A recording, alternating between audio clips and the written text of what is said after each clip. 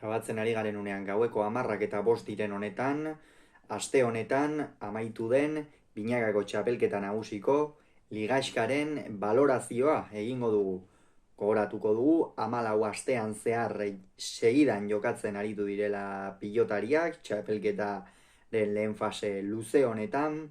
Norgehiagoka batzuen analisiak hemen izan dituzue, atarikoak ere, beste batzuenak hainbat motiborengatik bai, beste batzuk iragarri genituen baina ez ditugu grabatu, 14 asteetan hainbat gauza gertatzen dira, baina guk bai egin genuen hasieran sailkapen bat, sailkapen edo gure ustez gertatuko zenaren sailkapena, eta hori abiapuntutzat hartuta egingo dugu analisi edo balorazio hau, ea nola geratu diren bikoteak. Binagako txapelketa nagusian lehen postuan Artola eta Mari Ezkurrena jarri genituen guk, baina hauek 3. egin dute. Lehen fase irregularra izan dute, azken zatian egia da gorakada nabarmena eman dutela, eta batez ere gorakada nabarmena eman du Jon Mari Ezkurrenak. Txapelketa osoan zehar kamutsantzean ikusi dugu, atzean askotan ezin egin du, Zarazoren bat edo beste izan du eta ez du agintzerik izan. Iñaki Artola ere arazo dezenterekin ibili da, baina azkenerako 3. geratu dira eta ondorioz 2 bala izango dituzte finalerdietara sailkatzeko. Lehena ostegunean Tolosako Beotibar pilotalekua, baina zein izan dira bikote honen gakoak. Atzean Jon Mari Ezkurrenak esan dugu lehen fasearen azken zatian batez ere nabarmen agindu duela norgehiagoketan, baina txapelketaren erdialdean playoffetarako ziurtzat geneukan bikotea bazen, baina kostatzen zitzaien, partida batzu gainera eurek dezente oparituta eta galdu zituzten, Mari Ezkurrena irregular ikusten genuen, eta bikote honek eman zezakeena eta eman duena behar bada esan daiteke ez direla maila berdinean egon, ez? Askoz ere gehiago emango zutela espero genuen, baina 3. geratu dira eta ondorioz playoffak jokatu beharko dituzte. 2. guk Elordi eta Zabaleta ikusten genituen eta 4. geratu dira hauek. Jose Javier Zabaletak lehen zatian txapelketa oso ona egin zuen, normalean izan ohi den bezala. Zabaleta jaun eta jabe da partiden 88%etan eta 2 horietan askotan ere bizkarra erakusten du, baina egia da azken zati honetan, eta behar badau abiapuntutzat daiteke playoffetarako, ez dugula fin ikusi. Atzean ezin agindu zibili da eta pilotak garbi asko galtzen. Ez dakit partiden troteagatik edo zergatik izango ote zen, baina bai, alaxe aritu da, eta Elordi berriz bere mailatik oso baxu. Ikusi dugu lehen fase honetan zehar, defentsan kamuts eta erasoan amaitzea ikeragarri kostazaio maila bitarrari, tarteka boleaz eta saiatzen zen jokoan hasten, sakearen bitartez ere, baina asko kostazaio eta azkenerako 4. geratu dira, baina ez du bikote honek espero zen maila hori eman inondik inora ere. Ezkurdia eta Rezusta guk 3. ikusten genituen eta lehenengo geratu dira, esan, bikote oso sendoa osatu dute. Oso txapelketa erregularra egin dute. Lehen da biziko partidatik azkenegora arte uste dut biek ala biek partidak guztia jokatu dituztela. Egia da ez Ezkurdia eta ez Rezusta ez direla partida asko uztekoak, baina partida guztiak jokatu dituzte. Beñat Rezusta harrigarri aritu da atzeko kuadroetan. Egia da txapelketak ere esan daitekeela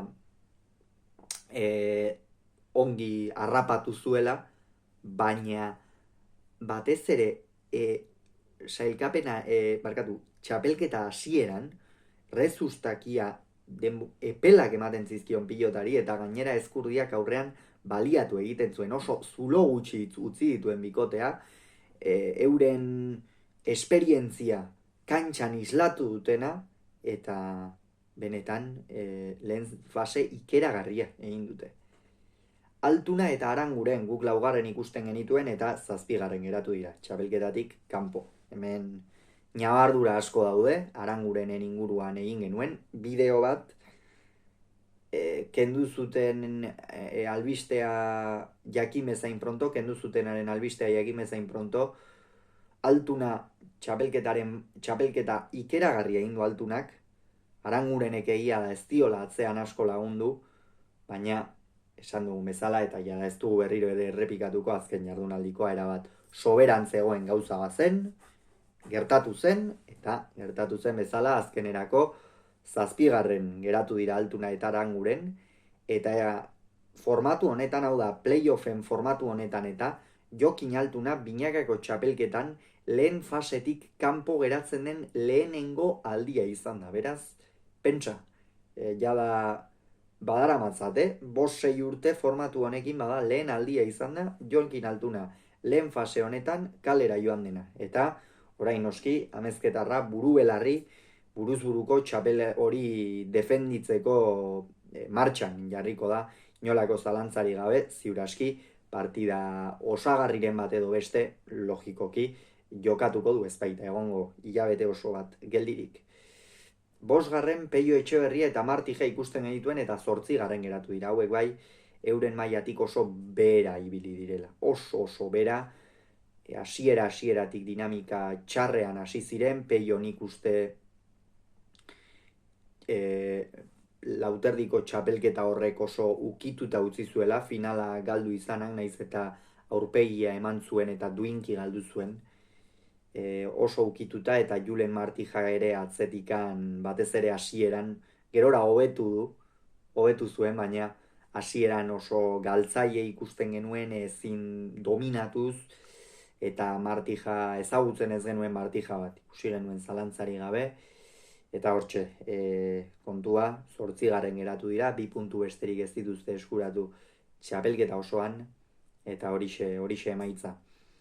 Laso eta Iztu eta guk 6. ikusten genituen eta 2. geratu dira. Ikeragarria, bikote honek eta batez ere Martxel Iztuetak egin duen lehen fasea. Mastersean Jokin Altunarekin maila ikeragarrian aritu zen, gero finala galdu egin zuten Peña eta Zabaletaren aurka, baina txapelketa ikeragarria egin zuten eta lehen mailako bere lehenengo txapelketan maila harrigarria eman du. Hori 20 urterekin kantxan egoten jakitea, pilota horrela astintzea, eskuek ere errespetatu diote, pentsa ez dela erraza 14 astetan eskuekin hala jardutea, baina Martxel Iztuetak lortu du erregulartasun hori ere, eta laso handi batekin, Lauterdiko txapela irabaztetik moral handiarekin zetorren lasorekin, sekulako lehen fasea egin dute. Oso ongi moldatu dira bikote moduan, Iztuetak partida gehienetan dominatu egin du eta lasok aurrean bere aukerak bikain baliatu ditu, horrez gain Unaik erakutsi du esperientzia eta gaztearekiko empatia hori ikeragarri erakutsi du, beti egin ohi du, baina oraingoan ere, eta benetan, orain erne bikote honekin izan ere, Martxel Iztuetari oso ongi, lasori ere noski, baina batez ere Martxeli, oso ongi etorriko zaio aste hau jokatu gabe egotea, badakigu beti gazteek eta eskuekin arazo gehiago izan dituztela, 14 astetan ez dituela izan, baina beti 15. horretan jokatu, gero selkatu 16, 17, azkenean luze egiten da, baina begira, zer egin duen Martxel Iztuetak lehen fase honetan, ikeragarria. Jaka eta Imaz guk 7. ikusten genituen, beraz playoffetatik ere kanpo, eta 5. geratu dira. Ia esan batez ere Erik Jakak esango nuke hartu zuela txapelketaren fase oso zehatz batetik 4. jardunalditik edo jada bikotearen zama, Imaz irregularxeago ikusi izan dugu, baina hala ere partida gehienetan maila ona emanaz eta bikote oso ona osatu dute, esperientzia handiko bi pilotari dira eta hori kantxan erakutsi dute.